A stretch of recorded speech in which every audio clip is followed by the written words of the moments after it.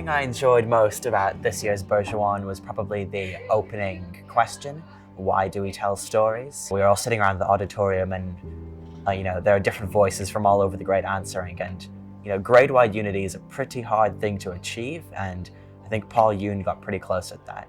So, it's a pretty lovely moment of connection and just brainstorming that I quite liked. Just the opportunity of being able to hear from a professional writer. We take classes obviously in English, and the teachers, they often cite works from many professional writers, and we study a bunch of works from the past and from the present, but to hear from the perspective of a professional writer himself is something different, and it's refreshing, and I think above everything it provides context to the learning that we're doing. Good writing doesn't have to be a certain format or a certain way, and it can kind of just be something that you are passionate about and you like. And so I went to a lecture that he gave, and I think the structure of it was very unique in the sense that it was a conversation between him and his former English teacher called Ralph.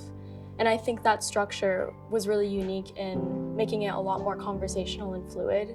And I think that Paul spoke about these pivotal times when he was 16, 17, 18, exactly my age. And he's speaking about finding this passion of English when he didn't really even know what it was yet. And I think that really resonated with me. As the group exercise that we did in the Commons I would say that it was very interesting. It was very, it was definitely a different type of activity that we had done, and I've never indulged in something like that before. So that was very cool. And he started it in a way that he said that everything was okay. He made it feel like it was a very safe and open space for us to write and just express our emotions and write what we were feeling. What did I enjoy the most out of my time at ASL, and why? There's so many things I enjoyed.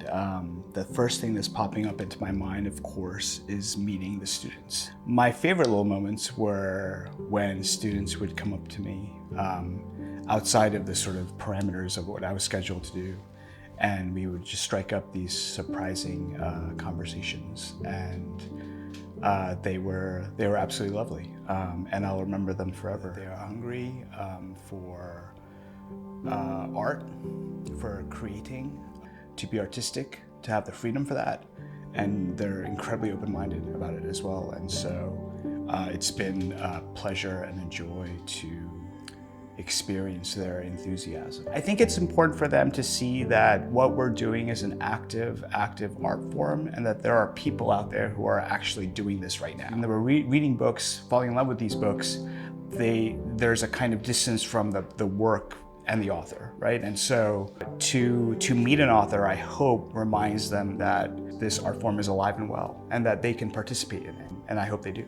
I'm used to teaching undergraduates and graduate students, and so experiencing 10th graders, which is whom I've been interacting with, there's this sort of incredible energy in the classroom and in the hallways where I felt like if we were in class, the direction of this class could go in various ways, and all those ways and all those paths were exciting to me because of their energy. Yes, this has definitely made me want to write more. Seeing someone who has fallen so in love with the act of reading and writing and has truly honored and created characters with it. I think seeing someone who is so passionate about something really makes you value the thing a lot more. And I got to do English-based work with people that I don't have in my English class. So I got to sit with my close friends, and they all know that I like writing, and so it was good to be in that atmosphere where I could show them and maybe help them and see how they are in writing English as well. My biggest takeaway has been to write vertically, as he was talking about in the Bergeron lecture, taking many different possible paths to get from point A to point B, and then also I think a main one for me was not forcing it really, letting the inspiration be organic, letting your creativity be free and find itself when its time comes.